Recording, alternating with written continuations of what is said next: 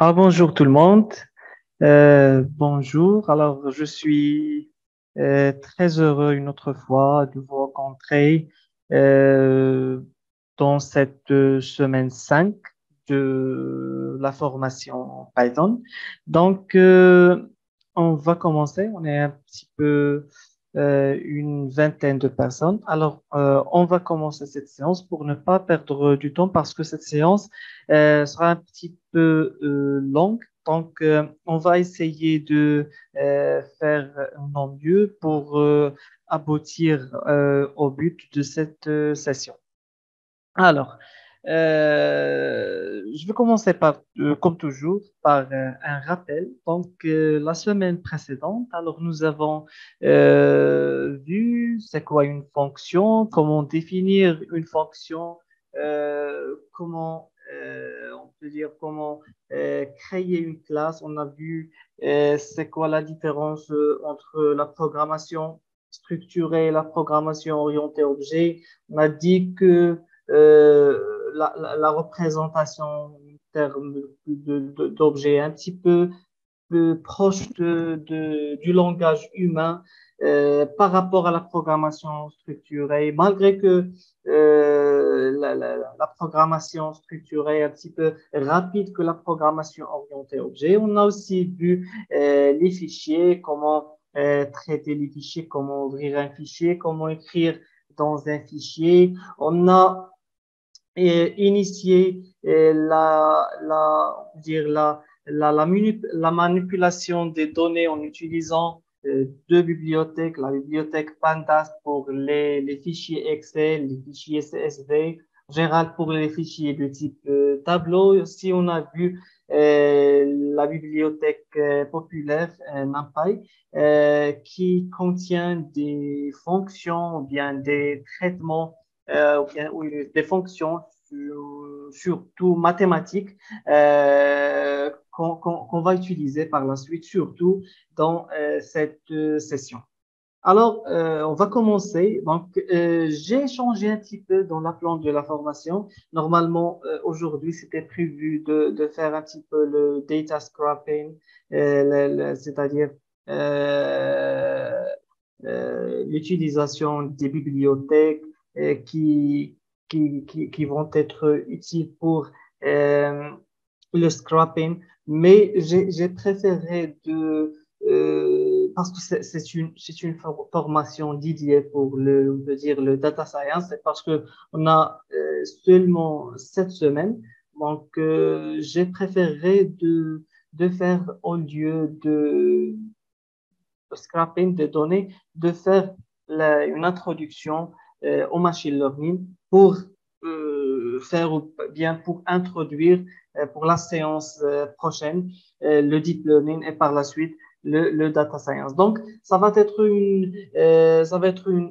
séance d'introduction et on va conclure cette séance par, on peut dire, une application en utilisant bien sûr le langage de programmation Python. Et par la suite, ou bien pour la séance prochaine, ça va être un petit peu les frameworks de deep learning. Et la dernière session, ça va être le cycle de vie, comment on peut dire construire ou bien développer un programme, comment développer, on peut dire, un projet de data science. D'accord? Donc, on va commencer cette session. Alors, c'est une, comme j'ai dit, introduction au deep learning, mais avant, je vais vous introduire le planning de cette session. Alors, bien sûr, je vais commencer par une introduction au machine learning. On va voir les différents types d'apprentissage de machine learning, que ce soit l'apprentissage supervisé, l'apprentissage non supervisé, l'apprentissage semi-supervisé et aussi on va voir une application ou bien un exemple d'un algorithme de machine learning en utilisant le langage de programmation Python, bien sûr. Donc, ça va être même un exercice en utilisant bien l'exercice de cette session. Ça va être un exercice ou bien une petite application qu'on peut faire en utilisant le langage de programmation Python. Voilà. Alors, avant de parler du machine learning, donc, il faut tout d'abord commencer par l'intelligence artificielle. Alors, normalement, depuis longtemps, les humains rêvent de créer des machines intelligentes. L'intelligence humaine ou bien l'intelligence humaine ne se manifeste qu'à travers le pouvoir de communiquer et d'échanger, bien d'échanger des informations, bien sûr, entre les humains. Alors, cette communication n'est possible qu'à travers la parole, ou bien, mais essentiellement à travers la parole. Alors, dans les années 70, alors, normalement, là, on peut dire le pattern recognition, bien, la reconnaissance de forme était considérée comme la science de fiction. Par même, je parle maintenant de, par exemple, la reconnaissance vocale, donc c'était considéré comme quelque chose de science-fiction. Mais maintenant, on peut faire ça. Alors, lorsque les ordinateurs programmables, donc normalement les ordinateurs ont commencé par, ou bien on a commencé la programmation des ordinateurs où les chercheurs ont demandé, dans ces années, ont demandé s'ils, ou bien ces ordinateurs, s'ils peuvent devenir intelligents. Alors, il faudrait plusieurs années avant de pouvoir en construire un, dont on pourrait dire qu'il est intelligent. Alors aujourd'hui, l'intelligence artificielle, on peut dire que c'est un domaine florissant avec de nombreuses applications pratiques et de sujets de recherche actuels passionnants. Alors, nous nous tournons vers des solutions intelligentes pour automatiser le traitement de routines, par exemple, c'est-à-dire pour traiter des informations provenant de différentes sources principales, principalement, on peut dire, la parole ou bien aussi les images. Alors, au début, l'intelligence artificielle a rapidement abordé et résolu des problèmes qui sont intellectuellement difficiles pour les êtres humains, mais relativement très simples pour les ordinateurs. Alors, principalement, les problèmes qui peuvent être décrits par une liste de règles formelles et mathématiques. Par conséquent, ou bien le véritable défi pour l'intelligence artificielle, c'est avéré être la résolution des problèmes difficiles à décrire formellement. Alors, comme par exemple, je peux citer la reconnaissance des mots parlés, la reconnaissance des visages, la reconnaissance des images, ou bien la reconnaissance de la personne en se basant sur sa voix.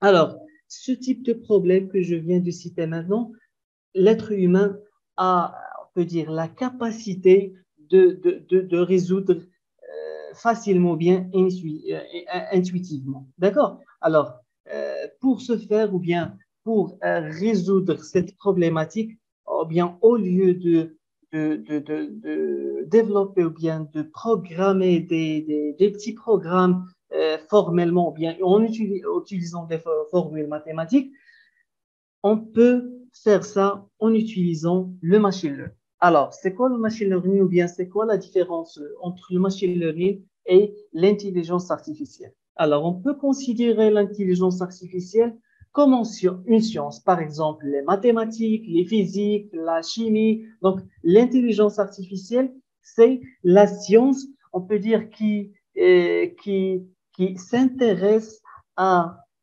construire des machines qui pensent. D'accord? Maintenant, le machine learning, c'est, peut dire, les outils, d'accord, ou bien les algorithmes qui permettent aux ordinateurs de réaliser le but de l'intelligence artificielle.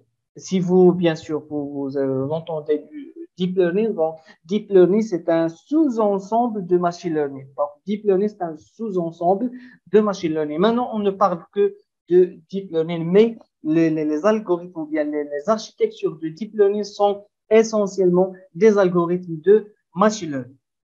Voilà. Alors, on peut dire, pour savoir ou bien pour définir le machine learning, on peut poser ce type de questions. Alors, la première question, qu'est-ce que le machine learning? Parce que le machine learning, il se compose de deux mots. Donc, machine et learning. Bien sûr, c'est en anglais, en français, c'est apprentissage machine. Bien, apprentissage, le traduire apprentissage automatique.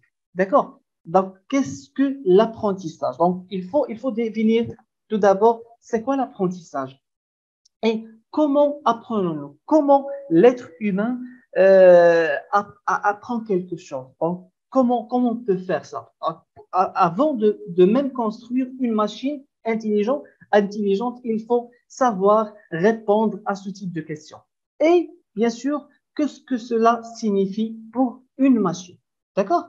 Alors, on peut définir le machine learning, ou bien le machine learning est issu de nombreuses disciplines telles que les statistiques, l'optimisation, d'accord, l'algorithmique, le traitement de signal, etc.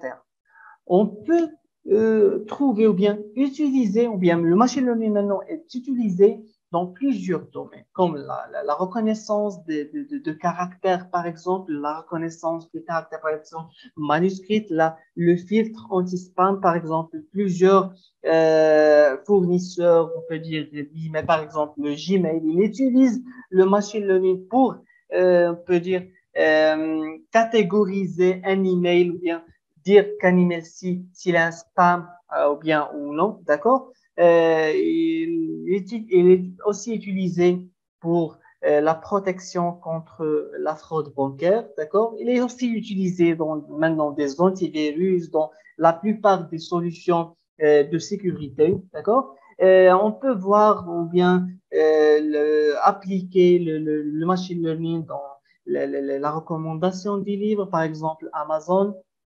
Par exemple, pour les livres, il peut recommander des livres en se basant sur votre expérience. Même chose pour, par exemple, YouTube. YouTube, ce qu'il fait, c'est de recommander ou bien de vous proposer des vidéos en se basant sur votre historique.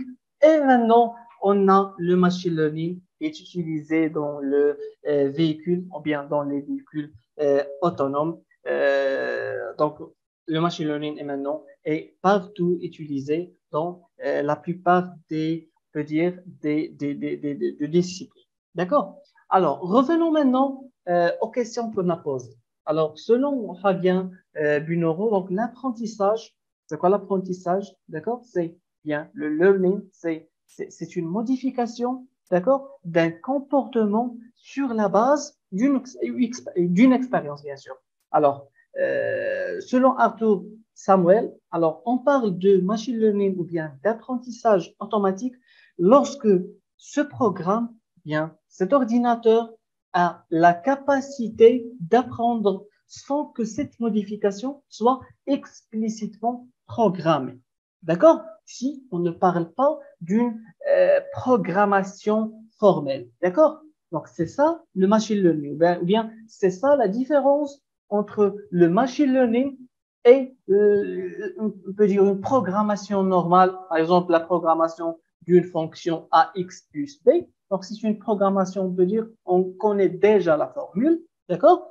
Et c'est pas le machine learning, d'accord? On va voir c'est quoi exactement le machine learning. Alors, comme j'ai dit, je viens de dire, donc, il y a une différence, une grande différence entre les programmes classiques et les programmes de machine learning, les programmes d'apprentissage automatique. D'accord? Donc, les programmes classiques, ça peut être ou bien, par exemple, le développement d'une application de gestion des stagiaires, c'est pas du machine learning, ou bien un développement d'une calculatrice, c'est pas du machine learning, un développement, donc, une règle générale, les choses qu'on peut développer à l'aide d'une formule, par exemple, ça ne rentre pas dans le cadre du machine learning. D'accord? Voilà. Alors, le modèle d'apprentissage ou bien le modèle issu du machine learning met en évidence les caractéristiques cachées des données. Ça veut dire que, autrement dit, le machine learning essaye on peut dire, de souligner d'accord, les caractéristiques cachées dans une image, par exemple, ou bien dans une forme. Alors, les caractéristiques qu'on ne peut pas avoir. Par exemple, les êtres humains, par exemple, si je vois, par exemple, une personne X, par exemple, donc, on peut dire, je vais sauvegarder l'image de cette personne, d'accord? En utilisant tout simplement l'intuition. D'accord? Je ne vais pas dire que, d'accord, cette personne a des yeux marrons, peut dire, a une bouche ronde, a un nez, a tel nez. D'accord? Je ne vais pas me focaliser dans les caractéristiques, caractéristiques par caractéristiques, mais je vais, on peut dire, sauvegarder, d'accord, et enregistrer une image avec des caractéristiques cachées que je ne peux pas décrire formellement. D'accord? Et c'est ça le rôle du machine learning. C'est ça ce qu'on essaye de faire en utilisant le machine learning. C'est de extraire les caractéristiques, on peut dire, cachées dans une forme. D'accord? Alors, pour, pour faire du machine learning, donc, euh, on a besoin de données et d'algorithmes. Donc, essentiellement des données. Donc, il faut toujours avoir des données pour savoir appliquer ou avoir la possibilité d'appliquer des algorithmes sur ces données. Après, on passe à la phase d'entraînement. D'accord? L'entraînement, donc, on va appliquer un algorithme, d'accord? En utilisant, on peut dire, l'entraînement de cet algorithme sur une base de données et par la suite, on va avoir un modèle de machine learning. D'accord? Alors, dans le machine learning, on a plusieurs types d'apprentissage, mais les types, on peut dire, les plus utilisés, c'est l'apprentissage supervisé, l'apprentissage non supervisé et le semi-supervised learning, ou bien l'apprentissage semi-supervisé. Alors, comment on peut distinguer entre ces trois types d'algorithmes? D'accord? Donc, je vais commencer par l'apprentissage supervisé et je vais vous donner un exemple. Alors, supposons que je vous demande de se rappeler par exemple, d'une pomme. Alors, je vais vous dire, d'accord, que ça, c'est une pomme. D'accord? Par exemple, ça, c'est une pomme. Je dis bien, ça, c'est une pomme. D'accord? Alors, qu'est-ce que vous allez faire? Vous allez faire directement un alignement, d'accord? Ou bien une correspondance entre ce que je dis, une pomme, et ce que vous voyez, l'image ou bien la forme d'une pomme. Donc, on dit maintenant que vous avez appris d'une manière supervisée la forme d'une pomme, par exemple. D'accord? Donc, vous avez appris d'une manière supervisée parce que je suis le superviseur qui vous a dit que ça ou bien cette forme est une pomme. Vous avez mémorisé le mot pomme, d'accord, avec l'image d'une pomme. Donc, ça, c'est l'apprentissage supervisé.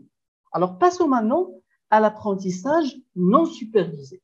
Alors, dans l'apprentissage non supervisé, je vous donne par exemple 5 images. D'accord? Et ce que vous allez faire, c'est de essayer on peut dire, de classer, d'accord, on peut dire les choses ou bien les images similaires on peut dire, dans une classe et peut dire, de catégoriser les autres images dans des classes différentes. D'accord? Par exemple, euh, on a des caractéristiques similaires entre cette image, d'accord, et cette image et cette image, d'accord? Donc, sont les trois, on peut dire, des oiseaux, d'accord? Donc, ils ont des caractéristiques similaires. On peut tout simplement dire que ça, on peut les mettre dans une classe séparée. D'accord? Donc, il ne reste que ces deux. D'accord? Donc, ces deux sont aussi différents. Donc, on peut les mettre dans deux autres classes séparées. Donc, l'apprentissage non supervisé, elle est basée sur les caractéristiques communes entre les objets. Donc, ce qu'on fait ici, c'est de mettre dans chaque classe les objets qui ont des caractéristiques communes. Donc, c'est ça l'apprentissage non supervisé. Donc, il n'y a pas quelqu'un qui nous a dit que on peut dire que ces trois images sont appelées quelque chose, d'accord? Ou bien qu'ils ont un nom ou quelque chose comme ça, mais on a tout simplement, bien intuitivement, d'accord, classer ces objets ou bien ces images dans trois classes différentes en se basant sur les caractéristiques communes entre ces objets ou bien entre ces classes. Voilà, donc ça, c'est l'apprentissage non supervisé. D'accord? Maintenant, pour l'apprentissage semi-supervisé, c'est un petit peu le mélange entre l'apprentissage supervisé et l'apprentissage non supervisé. Par exemple, ici, on peut tout simplement catégoriser ces trois, on peut tout simplement voir qu'on a trois types d'objets, bien trois classes d'objets. Donc, on peut tout simplement on peut dire, les catégoriser en trois classes. On peut rajouter une partie du supervisé en rajoutant, on peut dire, les mêmes données, mais avec des annotations. D'accord? Donc, on peut tout simplement ça, on appelle ça on peut dire le fine-tuning ou bien l'ajustement du modèle. D'accord? Donc, on peut ajouter ou bien nommer ces éléments. Ou bien sûr, on peut tout simplement, si on a trois classes, d'accord? On a ici deux classes déjà, on peut tout simplement, on peut dire, on peut dire avoir ou bien savoir de quoi il s'agit, l'objet par exemple de la classe 3, mais sans connaître le nom. Parce que nous, les êtres humains, nous avons la capacité on peut dire, de reconnaître, on peut dire, les choses ou bien les formes sans connaître les noms. D'accord? Donc, on a essayé, on peut dire, de projeter ces concepts d'apprentissage dans les machines et on a essayé de faire des choses pareilles dans le machine learning ou bien dans le domaine on peut dire, de l'intelligence artificielle. Alors, pour comprendre tous ces exemples, donc, je vais vous donner un exemple d'un algorithme de machine learning. Je veux bien sûr vous donner l'exemple le plus simple. Donc, il s'appelle le perceptron. Alors, c'est quoi un perceptron? Alors, je vais parce que, comme j'ai dit, ça, c'est un petit peu une simulation de l'intelligence humaine. Alors, en 1946, je pense, 1946, alors, les chercheurs ont essayé de simuler, d'accord, l'intelligence humaine. Alors, jusqu'à maintenant, on ne comprend pas comment, ou bien comment on peut dire comment les gens pensent, d'accord, et comment dire que cette personne est intelligente d'une autre personne. Donc, on a des tests de IQ, les tests IQ et tout ça, mais on n'a pas quelque chose, peut dire, scientifiquement démontrable ou bien quelque chose solide. Mais on sait bien que notre cerveau humain est constitué de presque 11 milliards de cellules. On appelle ces cellules des neurones. D'accord? Et chaque neurone est connecté à au moins 10 neurones voisins. D'accord? On sait bien lorsque on voit quelque chose, ou bien on parle, ou bien on fait n'importe quel mouvement, d'accord? Donc, les cellules, ou bien on a un mouvement, d'accord, électriques dans notre cerveau humain. Alors, les chercheurs ont dit que voilà, on peut faire quelque chose pareil. On peut représenter un neurone biologique sous une forme, on peut dire, artificielle. Alors, qu'est-ce qu'on a dans un neurone biologique? On a tout simplement un noyau. Alors ça, c'est le neurone biologique, d'accord? Et on a un noyau, d'accord?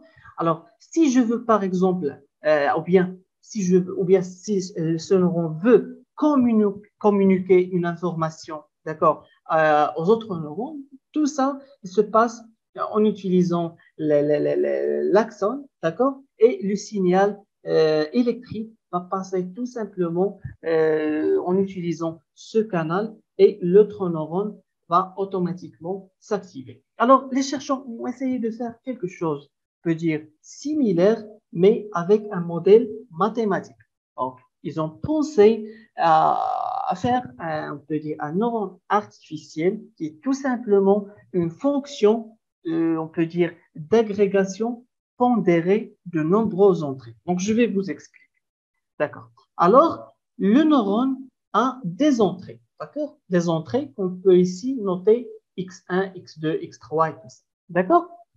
Alors, ces entrées, bien, pour activer ce neurone, d'accord, pour passer l'information, ou bien pour passer l'information, on peut dire à un autre neurone, mais maintenant on a seulement un seul neurone. Donc, pour passer, ou bien pour activer ce neurone, donc, on doit satisfaire une condition. Donc, d'accord? Donc, la condition qu'on doit satisfaire, c'est de faire une somme pondérée, donc les entrées, c'est-à-dire les x0, x1, etc. D'accord? La somme pondérée, donc x0 fois w0, x1 fois w1, ça s'appelle les poids. D'accord? Donc, ce sont des poids. D'accord? Les poids, c'est la valeur entre le neurone, d'accord, et la valeur de l'entrée. Donc, c'est les xi fois les wi, d'accord, plus le biais. Donc, ce biais, c'est tout simplement pour biaiser le système. D'accord? Si on veut, par exemple, aboutir à un résultat, donc tout simplement, si on veut, par exemple, le résultat qui, on veut converger vers 1, par exemple, on va faire tout simplement le biais égal à 1. Mais pour bien comprendre, donc, on va négliger ce biais. Donc, on va faire, par exemple, le b égal à 0, d'accord?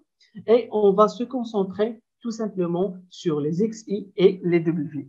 D'accord? Donc, tout simplement, comme j'ai dit, il faut satisfaire une condition. Donc, il faut que cette somme, d'accord, soit supérieure à un epsilon, à une ou bien à un seuil. D'accord? Donc, il faut satisfaire ce résultat pour activer ce neurone. Donc, je vais vous donner un exemple. Alors, comme j'ai dit, ça, c'est, on peut dire, le perceptron, ou bien l'unité la plus simple d'un neurone. Donc, bien sûr, c'est une fonction linéaire. On peut l'écrire sous la forme de y est égal à x plus b. D'accord? Donc, c'est une fonction linéaire. Et cette fonction linéaire, d'accord, et le perceptron est capable de, on peut dire, de résoudre n'importe quel problème linéairement séparable. Alors, pour comprendre c'est quoi un problème linéairement séparable, donc je dois passer par des exemples. D'accord? Comme j'ai dit, donc ça c'est une fonction linéaire, c'est y est égal à x plus c, bien ax plus b. Donc, on peut ici séparer les problèmes en utilisant un hyperplan. Par exemple, c'est cet hyperplan. Donc, on peut tout simplement on peut isoler, on peut dire, ces deux classes, les classes en beige et les classes, c'est les points en rouge, d'accord, et les points en beige. Donc, on peut tout simplement avoir une ligne qui peut séparer ces deux classes. On peut dire que on peut dire ce problème est un problème linéairement séparable. Donc, je vais vous donner un exemple plus concret pour savoir c'est quoi un problème linéairement séparable. Voilà. Donc, si vous vous rappelez du et logique, d'accord? Donc, le problème du et logique a, on peut dire, a deux entrées et une sortie. Donc, c'est une fonction qui a deux entrées et une sortie. Alors, la première entrée, c'est, on peut dire, le x1. La deuxième entrée, c'est le x2. D'accord? Alors, la sortie, c'est y. D'accord? Alors, 0 et 0, c'est tout simplement 0. 0 et 1, donc je dois avoir les deux, les mêmes valeurs dans ou bien les entrées doivent être similaires pour avoir, on peut dire, le même résultat que les entrées. D'accord? 0 et 0, c'est 0. Ou bien, on peut dire, on peut bien sûr représenter le 0 par un faux. Parce qu'on a déjà fait l'exemple avec un faux. Donc, faux et faux, c'est faux. Ou bien, 0 et 0, c'est 0. 1 et 1, vrai et vrai. Donc, 2 vrais, c'est tout simplement vrai. Vrai et faux, c'est faux. Faux et vrai, c'est faux. Faux et faux, c'est faux. D'accord? Donc 0 et 0. Donc ça c'est, on peut dire, c'est une illustration de la fonction et logique. D'accord? Alors, on peut présenter ou bien représenter ce problème dans tout simplement, ce graphe pour savoir si ce problème est linéairement séparable ou bien non linéairement séparable. D'accord? Donc ici, je vais représenter ces résultats en utilisant le vert et le rouge, tout simplement pour bien comprendre. D'accord? Donc, comme j'ai dit, le 0 et le 0. Donc, ça, c'est x1. Pour bien comprendre, ça, c'est x1 et ça, c'est x2. D'accord? Voilà. Alors, x1 égale 0, x2 égale 0. Donc, je peux représenter ce point ici. C'est 0, 0. D'accord? 0, 1. Donc, 0, 1, je peux le représenter tout simplement ici. Par exemple, ici. D'accord? 1, 0, je peux le représenter ici. Le 1, 1, je vais représenter le 1, 1, donc je peux le représenter ici. Donc, comme vous voyez ici, donc j'ai deux classes, les classes en vert et les classes en rouge, là ou bien les X que j'ai écrit ici. Donc, je peux les séparer tout simplement en utilisant un hyperplan. Donc, le est logique, c'est un problème, comme j'ai dit, linéairement séparable. Alors, le est logique, on peut tout simplement le programmer ou bien peut tout simplement le représenter en utilisant le perceptron. Donc, on va voir ça comme un exercice. Et je vais vous expliquer par la suite. Pareil, donc on peut faire la même chose en utilisant le OU logique. D'accord? Donc le OU logique, c'est tout simplement, c'est au lieu ici, par exemple, on a 0 ou 0, c'est 0. 0 ou 1, c'est 1. 1 ou 0, c'est 1. 1 ou 1, c'est 1. Donc on peut tout simplement faire la même chose et avoir ce problème, on peut dire, non, ou bien linéairement séparable. Maintenant, pour le OU exclusif ou bien le XOR. D'accord? Donc, le XOR, c'est maintenant un petit peu différent. Alors, le XOR, on ne peut pas le séparer en utilisant un hyperplan. Donc, si je fais la projection de toutes ces valeurs, d'accord? Euh, toutes les valeurs, donc, le 0, le 1, le 1, le 0, donc, je ne vais pas pouvoir séparer on peut dire, les verts et les rouges en utilisant un hyperplan. Je dois passer par deux hyperplans, par exemple, ça, c'est un problème non linéairement séparable. Donc, j'ai dû utiliser deux hyperplans pour séparer ces deux problèmes, bien les rouges et les beiges. D'accord? On dit que le XOR, c'est un problème non linéairement séparable. Voilà. Alors, cette fonction, on ne peut pas la représenter en utilisant le perceptron. Donc, on va voir ça dans un exercice. D'accord? Alors, pour bien comprendre, je vais revenir vers l'exemple de et logique. D'accord? Donc, comme j'ai dit, donc j'ai ici des entrées. D'accord? Et j'ai ici une sortie. Alors, je peux tout simplement représenter ça et ou bien d'essayer de créer, on peut dire, un modèle en utilisant le perceptron monocouche ou bien tout simplement l'unité ou bien l'unité la plus simple ou bien la fonction linéaire y est égale à x plus b. Alors, j'ai ici des x, x1 et x2, comme j'ai dit. J'ai une sortie. D'accord? Donc, c'est un apprentissage supervisé parce que je connais déjà les entrées. Donc, ça, on peut les considérer si on revient à, on peut dire, à l'exemple de la pomme. Donc, la forme de la pomme est représentée par x1 et x2. D'accord? Et le nom, bien, l'intitulé, bien, la notation pomme est représentée par le y. D'accord? Donc, c'est un apprentissage supervisé.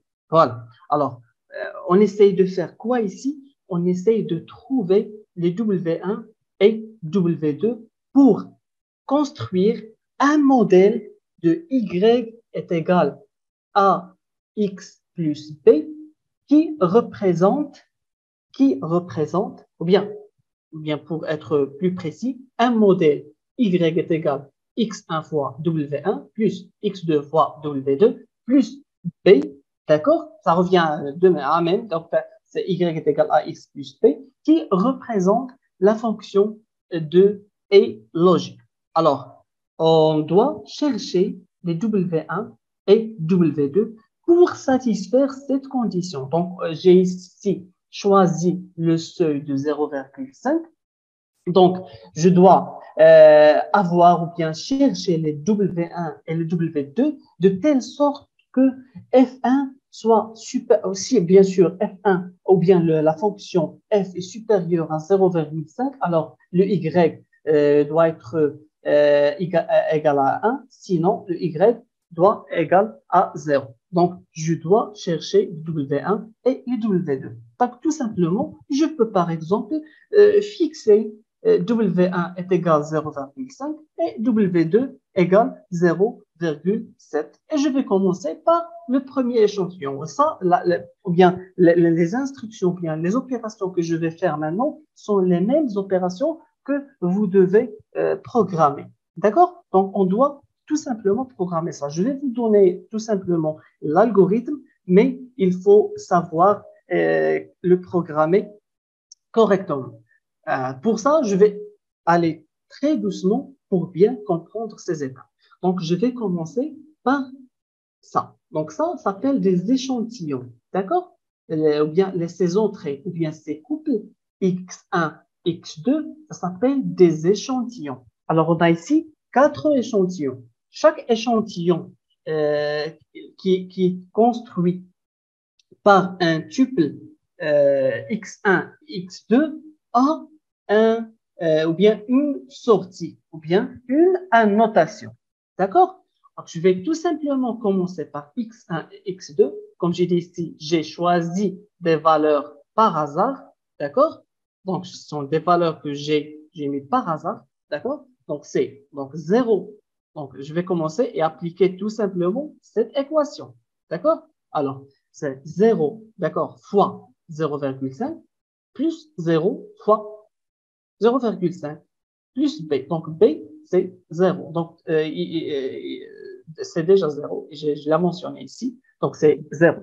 Alors, on a Y égal à 0.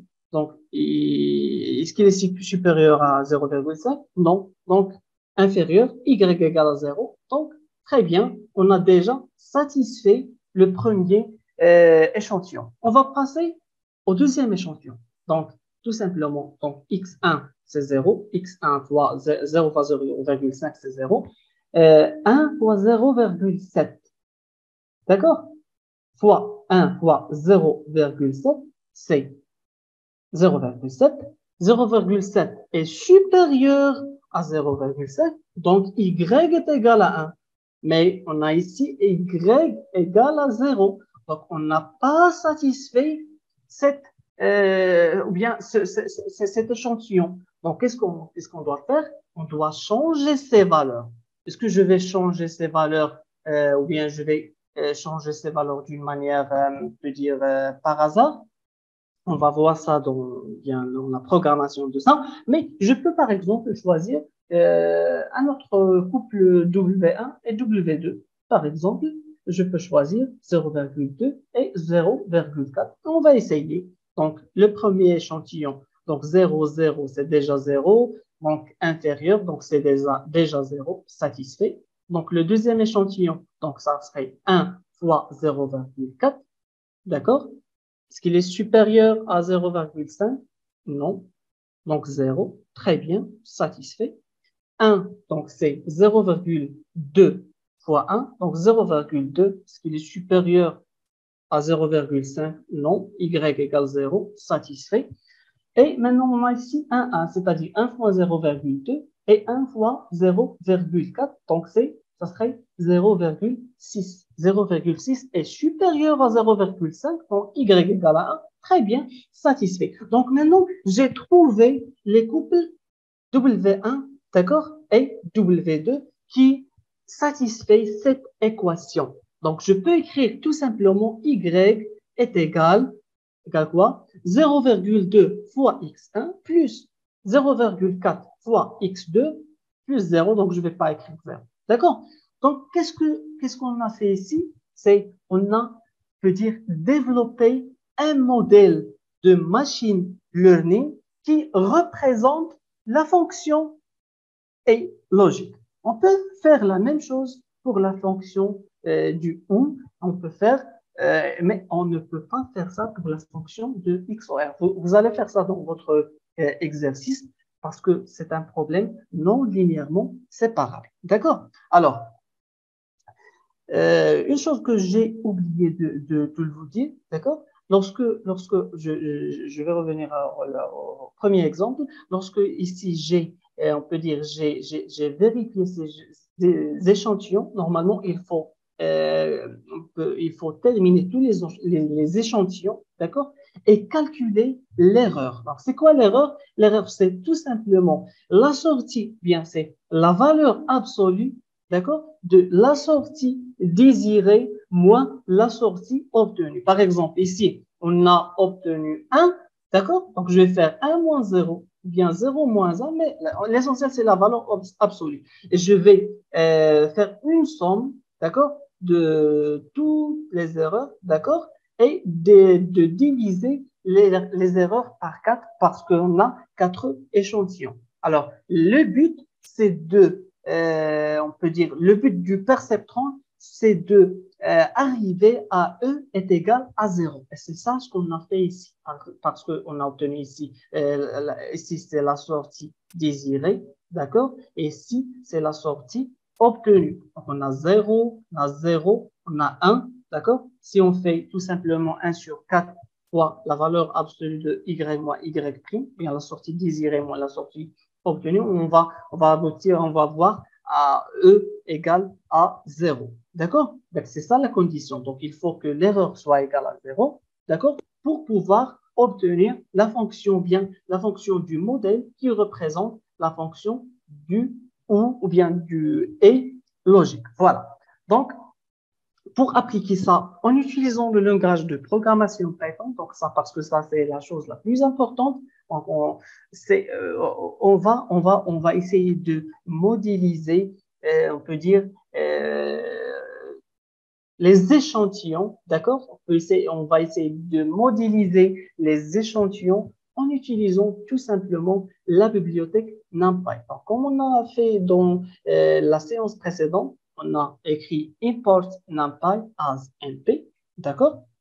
On peut par la suite utiliser ça. Donc, tout simplement, donc je vais, on peut dire, créer un array ou bien un tableau, d'accord? Un tableau avec plusieurs lignes et colonnes, ça s'appelle une matrice. Donc, on va créer une matrice, d'accord?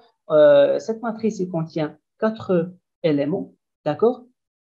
Et j'ai divisé ici, on peut dire, on entre l'échantillon en utilisant ici l'entrée concaténée avec la sortie. D'accord? Donc, chaque échantillon, on concatène l'entrée aux sorties. D'accord? Donc, on va utiliser le M comme, on peut dire, matrice qui représente la fonction du et logique. D'accord?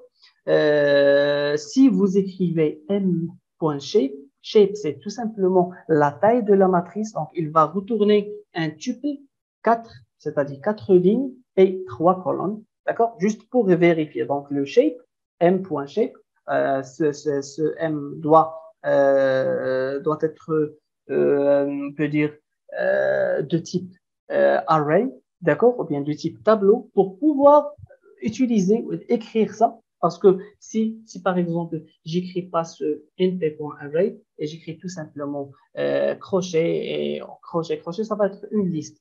D'accord? Et comme on a dit, on ne peut pas utiliser ou bien faire des opérations mathématiques sur des listes directement. Donc, il faut les transformer en un tableau. D'accord? C'est ça ce que j'ai fait ici. Donc, j'ai transformé la liste en un tableau et tout simplement, la taille de cette matrice, c'est 4, 3. Voilà. Donc, j'ai déclaré le M qui représente, ou bien c'est l'entrée on peut dire, il a déjà les entrées et sorties du perceptron et je vais passer à autre chose. Par la suite, euh, il faut, on peut dire, initialiser les W. Parce que si vous vous rappelez ici, j'ai initialisé ici les W1 et W2 par des valeurs aléatoires. D'accord? Donc, il faut les initialiser. Ce qu'on va faire ici, on peut utiliser une fonction qui permet d'initialiser les points avec des valeurs aléatoires, mais je peux tout simplement l'initialiser avec 0,5. Donc ça, ce qu'il fait cette fonction, c'est tout simplement, il crée, d'accord, un tableau avec ici c'est ones, c'est-à-dire un tableau avec des 1, d'accord, et je multiplie ce tableau avec la valeur 0,5. D'accord? Je peux tout simplement créer le tableau avec np.array et je vais entrer une liste de 0,5, 0,5 par exemple, mais je voulais vous montrer cette fonction parce qu'on aura besoin de cette fonction dans la séance prochaine, surtout lorsqu'on va travailler avec des architectures un petit peu complexes que le perceptron monocouche, mais il faut savoir comment développer le perceptron, bien le petit perceptron manuellement, d'accord, de A à Z pour bien comprendre, on peut dire, les autres architectures de deep learning ou bien les architectures de machine learning ou n'importe quoi. D'accord? Voilà. Alors, si vous affichez ici la valeur de W, ça va être tout simplement 0,5, 0,5. Donc, on a ici la matrice, d'accord, de array, d'accord, la matrice avec la 4, 3 qui contient les échantillons entrée et sortie. On a ici les points, la matrice, on peut dire, ou bien le tableau des points. On peut avoir une matrice, mais on a ici juste un tableau. Voilà. Alors, l'algorithme qu'on doit développer cette semaine, c'est le suivant. Alors, pour chaque ligne dans M, donc la matrice qui contient les échantillons, ça c'est M. D'accord? Dans chaque ligne de M. Il faut calculer la somme pondérée. Alors, lorsque je dis la somme pondérée, c'est-à-dire le x1 fois W1 plus x2 fois W2. Là, on peut tout simplement faire ça en utilisant le Python parce qu'on a déjà déclaré M, d'accord? Et on a déclaré le W. Tout simplement, on peut écrire W.M. Il va tout simplement calculer la somme pondérée sans rien faire. Ça, c'est la puissance de Python. Si vous voulez faire, par exemple, ça en utilisant le langage de programmation C, donc ça va être un petit peu, on peut dire, c'est pas difficile, mais vous devez utiliser plusieurs lignes de code et même des boucles. D'accord? Alors, tout simplement, on peut écrire ça. S'il vous plaît, si vous pouvez cliquer sur mute. Vous avez expliqué un peu de ça. S'il vous plaît, pour Dongmo. Déjà, OK. Alors, je vais continuer. Alors, si la somme pondérée, donc vous pouvez ici déclarer n'importe quel seuil. Vous pouvez travailler avec 0,5 parce qu'on a des valeurs 0 et 1. Donc, tout simplement, j'ai choisi le milieu, donc 0,5. Alors, si la somme pondérée est 0, donc je vais marquer ça, c'est Y', c'est la sortie obtenue. Y, c'est la sortie, bien sûr, la sortie désirée. D'accord? Vous pouvez tout simplement changer. Moi, j'ai écrit Y'. Alors, vous pouvez l'écrire. Vous ne pouvez pas écrire ça dans le code. Y', ça va être mal compilé. D'accord?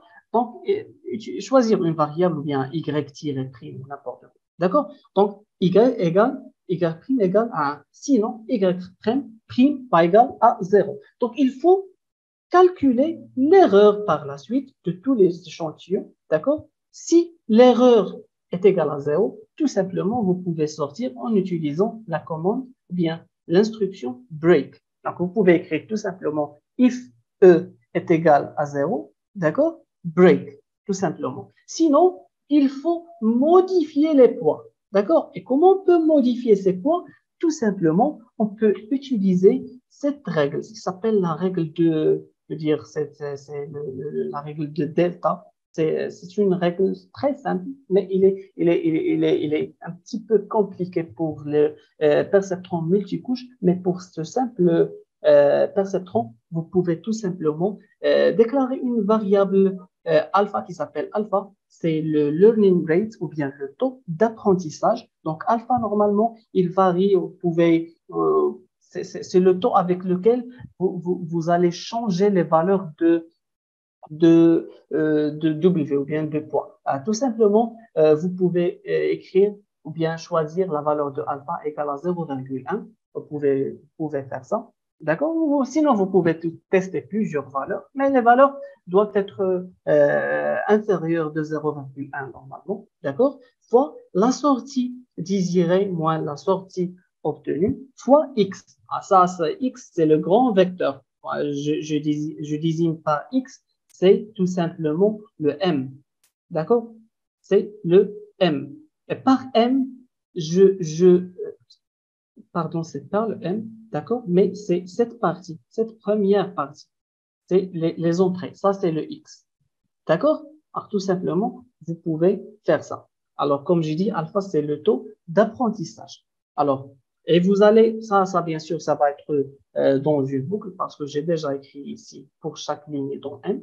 D'accord? Alors, vous pouvez faire ça et par la suite, vous aurez des résultats comme, ou bien le résultat doit être tout simplement ces échantillons, d'accord? Avec avec les valeurs correctes. Après ça, vous aurez déjà un modèle de machine learning, d'accord, représenté par la fonction linéaire. AX plus Y est égal à X plus B. Donc, ça, c'est très important et c'est très important de développer ça manuellement parce que ça, c'est la base de la séance prochaine. Parce que ça, la séance prochaine, on va avoir tout simplement les architectures du deep learning un petit peu complet et on va tout simplement utiliser des frameworks et des bibliothèques pour développer ces architectures. D'accord? Donc, mais il faut utiliser ça. Une chose très importante, il faut utiliser seulement la bibliothèque de NumPy en développement ce perceptron. Donc ça, c'est l'exercice, comme j'ai dit, de cette semaine. Alors, comme j'ai dit, vous devez créer une fonction qui s'appelle perceptron, d'accord? Une fonction def, c'est de la même manière qu'on a fait la séance précédente. Alors, cette fonction, il prend en paramètre une matrice M. C'est la même matrice qu'on a définie dans le slide 37, d'accord? Et un nombre maximal d'itérations. Parce qu'il faut itérer. Vous allez utiliser une boucle, mais il faut choisir un nombre maximal, d'accord? Donc, il va prendre en paramètre ce nombre maximal. Il va prendre en paramètre aussi le taux d'apprentissage, le alpha, comme j'ai dit, c'est 0,1. Vous pouvez le changer, d'accord? Et la fonction doit tout simplement retourner les W parce qu'on connaît déjà le Y, on connaît déjà les X. Donc, tout simplement, on aura besoin des W, d'accord? Et on va retourner le W dès que l'erreur soit égale à 0. Dans les architectures plus complexes, on peut dire que c'est impossible d'avoir l'erreur égale à 0. Tout simplement, on essaye de diminuer l'erreur. D'accord? Mais dans cette architecture, l'architecture la plus simple, tout simplement, on va essayer d'avoir un E ou bien l'erreur est égale à 0. Alors, vous devez par la suite tester cette fonction, bien, oui, c'est la fonction perceptron en utilisant le OU logique, le et logique et même le XOR. Pour le XOR, vous allez avoir un problème. Donc, vous n'aurez pas le résultat, d'accord? Parce que c'est comme on a dit, c'est un problème non linéairement séparable. Alors, je vous propose ici de proposer une solution à ce problème. D'accord? On peut dire dans une cellule. D'accord? Vous pouvez écrire ça dans votre Jupyter Notebook. Donc, c'est ça l'exercice de cette semaine et je vous remercie de votre attention et de votre intérêt et présence. Merci beaucoup et je vais passer, on a encore 5 minutes, donc je vais passer aux questions. Merci beaucoup. Alors, que représente la variable D ici dans le calcul de l'erreur? Joël, donc je vais revenir à la variable D. Ici, c'est la sortie désirée. Moi, on peut dire que c'est le Y'. D'accord? Le D, c'est le Y'. Désolé parce que j'ai préparé ce cours cet après-midi. Donc, j'ai quelques erreurs ici. Merci beaucoup. Merci beaucoup, Francis. Merci beaucoup, Bertin. Merci, Salma. Merci beaucoup. Merci. J'attends vos questions. Si vous avez des questions, oui, Israël, oui. Merci beaucoup. Merci beaucoup, Rachida. Merci. Oui, monsieur. Bonsoir, monsieur. On a les scripts corrigés de chaque exercice à la fin. Oui, vous aurez des scripts corrigés à la fin de la formation. Donc, je vais vous envoyer tous les scripts. Merci beaucoup. Merci, Mahmoud. Merci. Si vous avez des questions concernant l'exercice, donc parce que normalement, vous posez plusieurs questions sur les exercices. Merci pour le cours. Merci beaucoup, Solo. Merci beaucoup, Sadiko. Merci. Donc, si vous avez des questions, si vous n'avez pas compris quelque chose, donc vous pouvez, c'est quoi la frontière entre le data science et le data analyst? D'accord. Donc, oui, vous avez déjà posé cette question. Alors, pour vous répondre, le data science, on peut dire que le data science englobe on peut dire le data analysis. D'accord? Le data analysis, c'est un petit peu comment bien, c'est la partie d'analyse des données. Donc, on peut dire que c'est la première partie du data science. On va voir ça dans le cycle de vie de data science, mais c'est la partie qui permet ou bien qui donne, bien, qui a comme résultat une simple analyse de données. D'accord? Donc, vous commencez par des données et par la suite, vous donnez, on peut dire, des jugements selon les données que vous avez. C'est le data analysis. D'accord? Que ce soit en utilisant les bibliothèques de visualisation et tout ça. Mais le data science, c'est un petit peu plus général que ça. Dans le data science, donc, vous utilisez des modèles de machine learning pour avoir des résultats à la fin. Par exemple, pour avoir des prédictions, pour avoir je sais pas, mais le data science a des résultats plus loin que le data analysis. Mais le data analysis, il se focalise seulement sur les données, d'accord? Il donne on peut dire, une vision sur les données, d'accord? Pourquoi le W.M? Alors, le W.M, c'est tout simplement on peut dire, c'est le produit entre la matrice de M, d'accord, et les W. C'est tout simplement ça. Merci beaucoup, je suis nouveau, je veux vraiment certificat déjà. Comment je vais? Alors, Abdul, donc, vous pouvez tout simplement envoyer les exercices en utilisant les liens qu'on va partager par la suite. D'accord? Vous pouvez nous envoyer les exercices précédents et bien sûr, vous auriez par la suite un projet que vous pouvez faire pour avoir le certificat. Merci beaucoup. Merci beaucoup. Merci. Est-ce que les algorithmes de machine learning se basent sur les interpolations numériques? Pour les interpolations numériques, non, c'est un petit peu différent. C'est de l'analyse numérique. Non, c'est pas pareil parce que On peut utiliser des interpolations numériques, par exemple, dans les GMM, par exemple. Mais il n'y a que quelques algorithmes qui utilisent ça, mais la plupart des algorithmes n'utilisent pas des interpolations numériques. D'accord. Est-ce que c'est possible qu'on ait un lien au même cours sur la partie du cours remplacé? Je parle du scrapping. Si on aura du temps, on peut faire le data scrapping, d'accord? Donc, c'était prévu de faire le data scrapping, mais j'ai préféré de faire ça parce que dans les séances prochaines, vous aurez besoin de cette séance parce que c'est une séance très importante pour pouvoir, ou bien pour avoir le strict nécessaire pour comprendre ce qui vient. Mais si est possible, on peut faire une 8e session, d'accord? Bien, une 8e semaine dans le data scrap. D'accord, j'ai déjà le cours, j'ai déjà le tout, mais sinon, je peux vous envoyer le cours tout simplement. D'accord, y a-t-il des délais de soumission?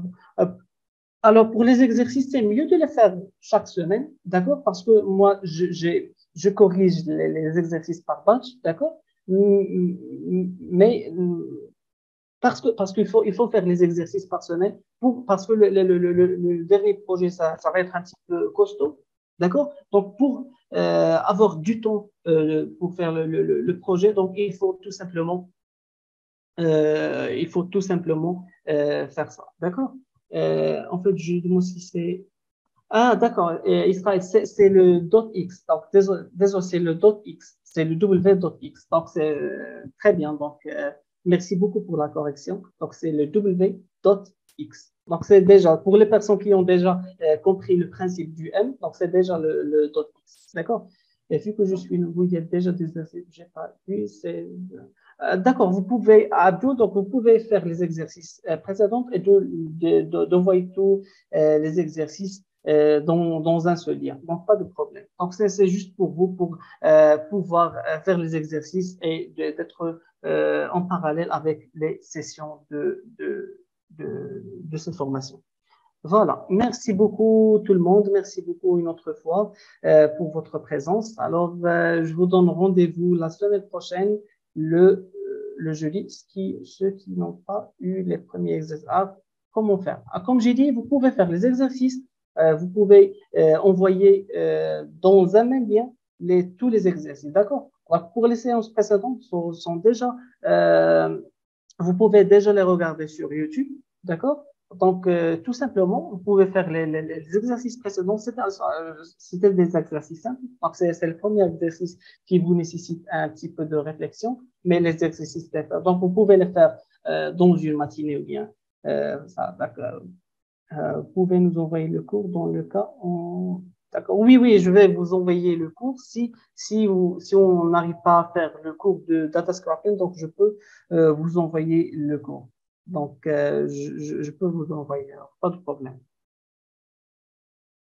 Donc, vous avez déjà mon email. Donc, si vous avez besoin de quelque chose, donc, essayez de m'envoyer un email sur ma boîte email, soufiane@datasciencenigeria.ai. Merci beaucoup encore une fois. Merci beaucoup. Je vous donne rendez-vous la semaine prochaine, le jeudi à 16h GMT plus 1. Merci beaucoup une autre fois. Au revoir.